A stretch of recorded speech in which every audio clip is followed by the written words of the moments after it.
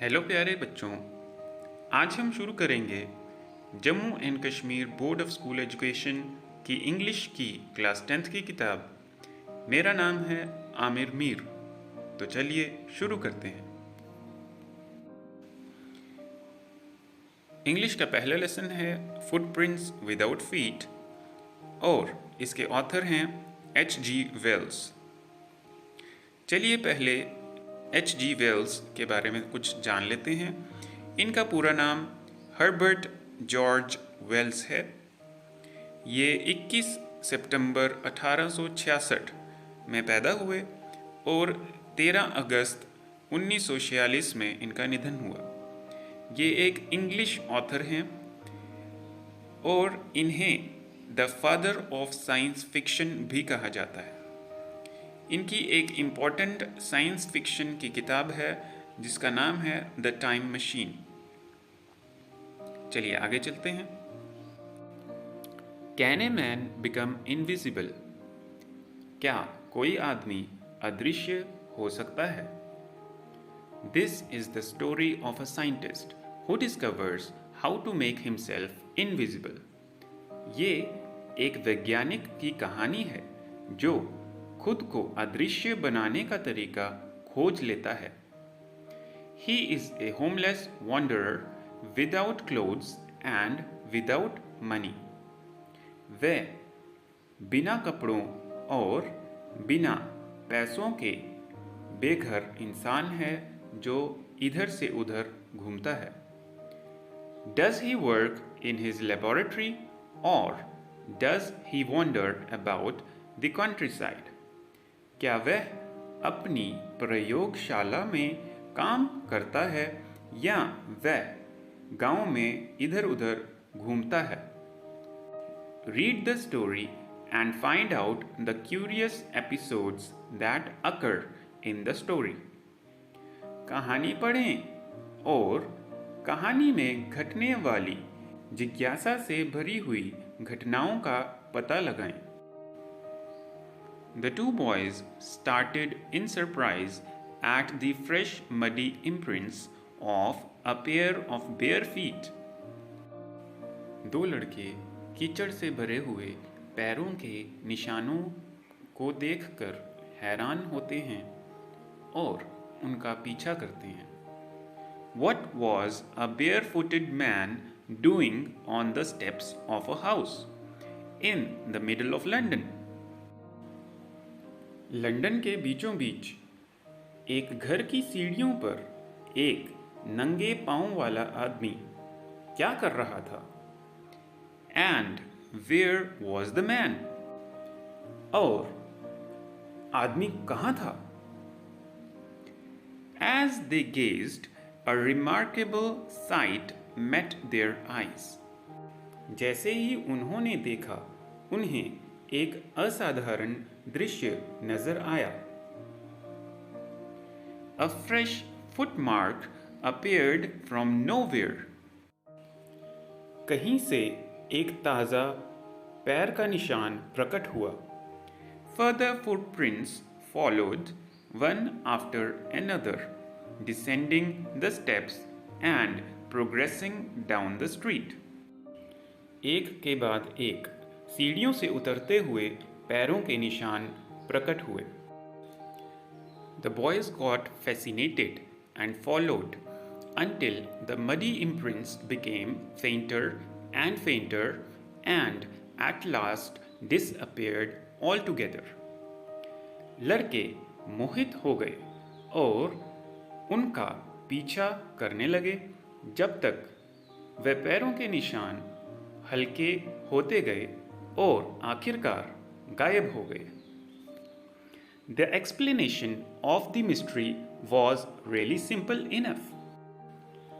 असल में इस रहस्य को समझना काफी आसान था। The bewildered boys had been following a scientist who had just discovered how to make the human body transparent. हैरान लड़के एक ऐसे वैज्ञानिक का पीछा कर रहे थे जिसने इंसान के शरीर को पारदर्शी बनाने का तरीका खोज लिया था।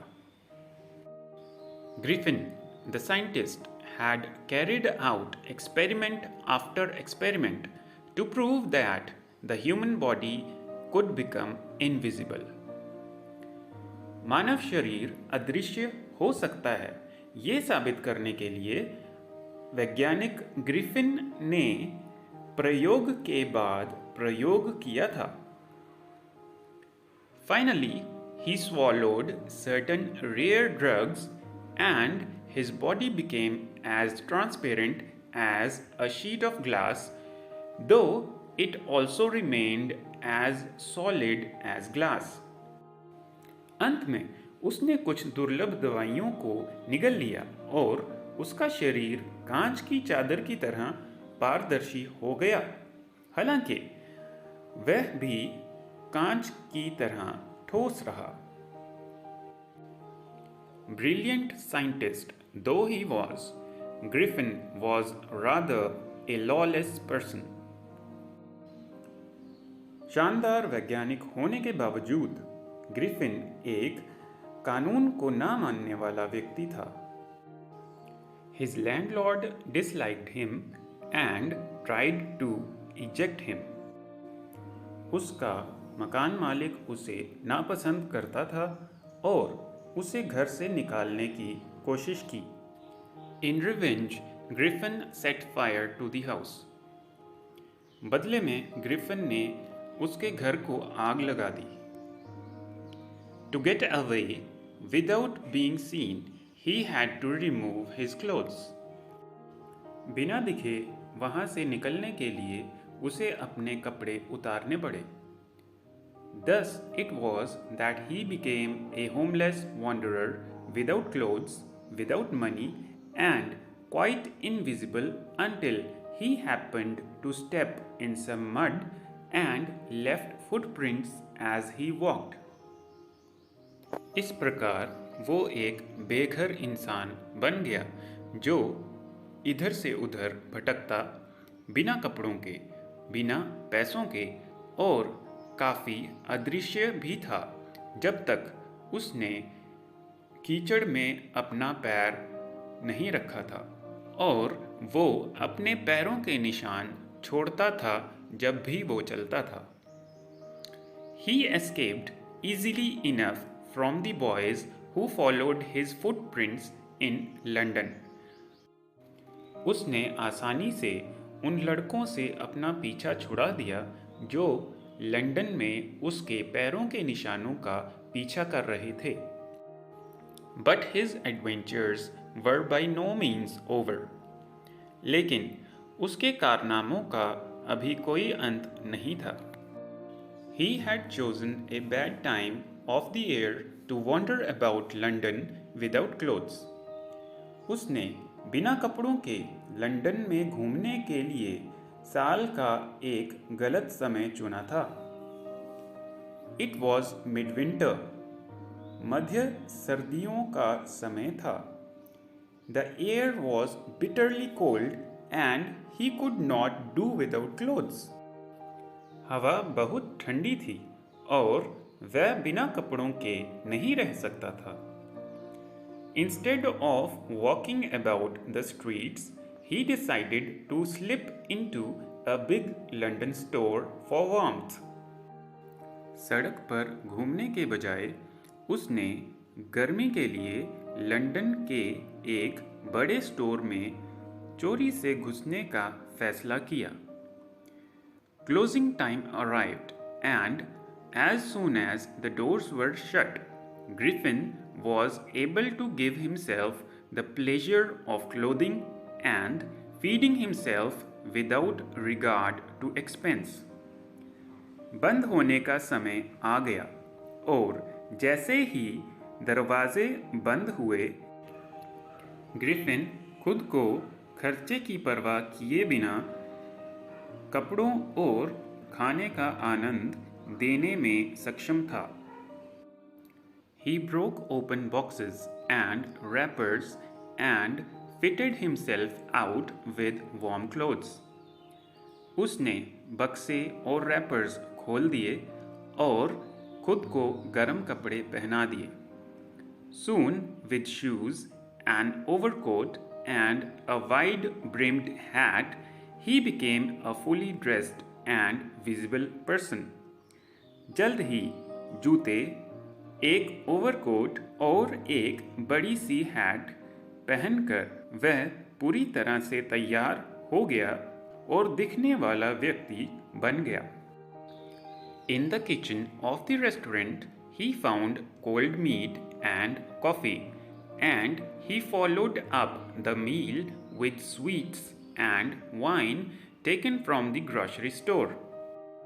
रेस्टोरेंट की रसोई में उसे ठंडा मीट और कॉफ़ी मिली और उसके बाद उसने ग्रोसरी की दुकान से मिठाइयाँ और शराब के साथ अपना भोजन किया.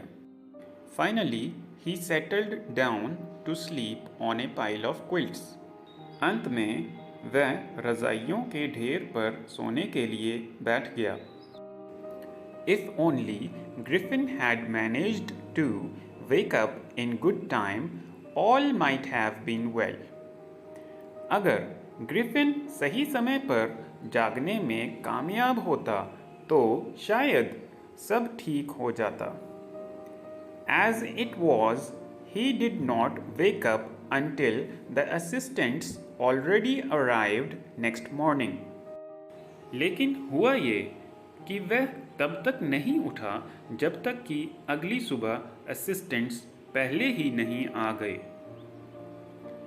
When he saw a couple of them approaching, he panicked and began to run. जब उसने कुछ लोगों को पास आते देखा तो वह घबरा गया और भागने लगा. They naturally began to chase him. वे स्वाभाविक रूप से उसका पीछा करने लगे. In the end, he was able to escape only by quickly taking off his newly found clothes. अंत में वह अपने नए कपड़े जल्दी से उतारने के बाद ही भागने में सफल रहा. So once more he found himself invisible but naked in the chill January air. इसलिए एक बार फिर उसने अपने आप को अदृश्य लेकिन जनवरी की ठंडी हवा में नंगा पाया.